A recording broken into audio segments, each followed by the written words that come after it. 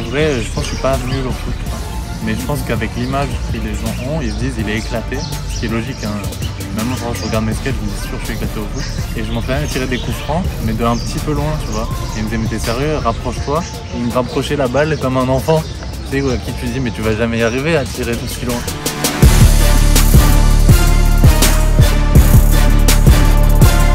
Salut, c'est Paul Mirabel, carré dans l'axe. La première, je pense que c'est Barcelone-Chelsea, le but d'Iniesta de l'extérieur là, où je suis dans mon salon, j'ai vraiment le souvenir de péter un câble, genre j'ai fait oh, comme ça, alors que je suis pas du tout espagnol et que voilà, ce qui prouve que le foot n'est pas du tout logique. Deuxième, je crois que c'est le 4-4 Lyon-Marseille, ou 5-5, non 5-5 Lyon-Marseille, où je pense que mes parents m'avaient dit un truc comme va te coucher à la mi-temps. Ce qui d'ailleurs, s'il y a des parents qui regardent, n'a aucun sens. Soit tu regardes pas du tout, soit tu regardes en entier. Et je pense que j'avais dit je vais me coucher à la mi-temps. Et en scred, j'avais regardé sur un téléphone dans mon lit. Et match de fou. Donc je me suis dit j'ai bien fait de pas aller me coucher.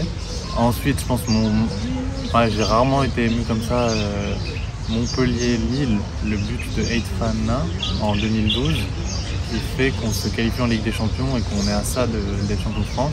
Et là j'étais dans le stade et surtout c'était un match de ouf parce que les projecteurs coupent pendant le match. C'est-à-dire qu'il y a une panne de projecteurs pendant le match. Et je sais pas si tu vois les challenges à la mi-temps, mais il y avait un challenge orange et il y a un mec qui part en jonglant du milieu de terrain. Il lève la balle et il fait une retournée et elle rentre et il baisse son froc et il court à poil dans le stade. Donc ce match n'avait aucun sens.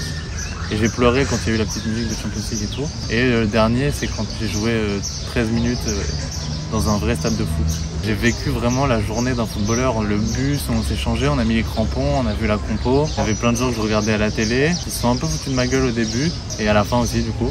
J'avais dans mon équipe quand même des beaux noms. Hein. Samir Nasri, Ludovic Giuli, Mehdi Benassia, Daniel Van Buten. Je suis rentré 2 fois, ce qui est rare dans un match de foot. Je suis rentré, je suis sorti, je suis re-rentré, alors qu'on n'avait pas le droit. Mais eux, pour eux, ça s'appelait un mardi, tu vois. Il y avait 20 000 personnes, et ils jouaient 30 minutes. Voilà, mais c'était ouf. Je t'avoue, je suivais le foot de ouf de manière générale, mais les gros matchs.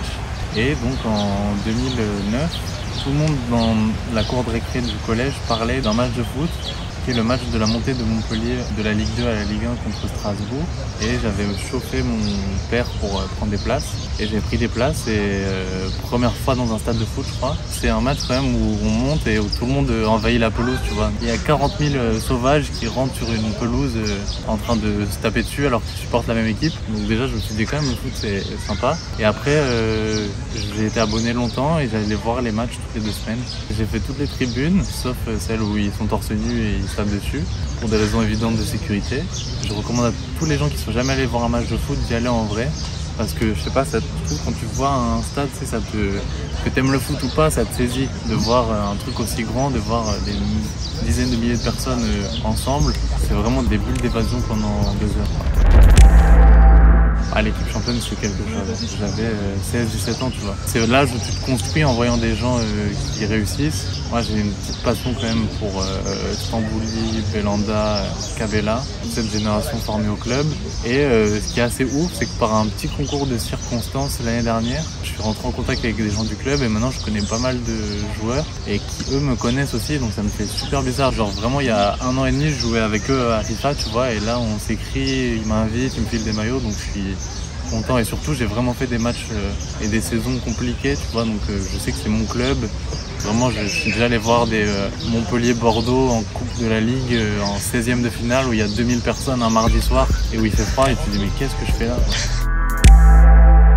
J'ai mis du temps à comprendre, mais je pense que si tu t'entraînes tous les jours à frapper de ton pied gauche, il y a un moment où tu te poses plus la question de comment frapper du pied gauche. Là, c'est la même chose sur scène, tu vois. Si tu t'entraînes à répéter ton texte tous les soirs, il y a un moment où en fait ça va devenir naturel et ça sera même plus un effort où tu n'auras même plus à y penser. Un truc que j'ai mis du temps à comprendre aussi, mais le fait de se dire que le repos, donc là c'est le repos physique pour les footballeurs, mais le repos mental pour nous c'est important, tu vois, parfois de déconnecter et de faire autre chose. Toute la notion d'entraînement et de match aussi, tu vois. Quand je fais des scènes ouvertes le soir, pour moi c'est l'entraînement, et quand je fais mon spectacle et que les gens ont payé, là c'est la Ligue des Champions, quoi. Là c'est le match, là t'as pas le droit à l'erreur, et c'est pas là où tente des trucs globalement. Je vois vraiment certaines scènes comme des matchs de Champions League dans le sens où il faut jouer grand. Tu mets pas le même niveau d'intensité dans un match de championnat que dans un match de Ligue des Champions.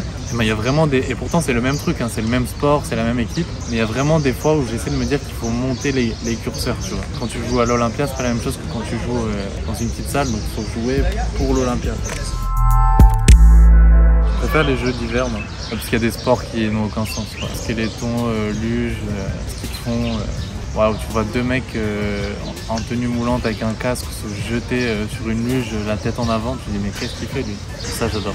Mais comme j'habite à Paris, je pense que je vais forcément passer devant.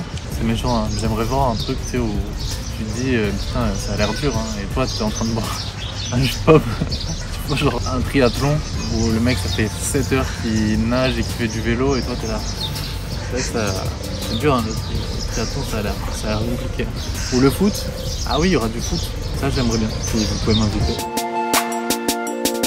Alors j'aimerais qu'ils fassent une sélection qui a du sens, parce que là la dernière, on aurait dit, tu sais, quand tu joues à FIFA, si tu descends dans les joueurs là, tu as ceux qui ont 75 de général et qui sont juste français, mais qui sont pas forts.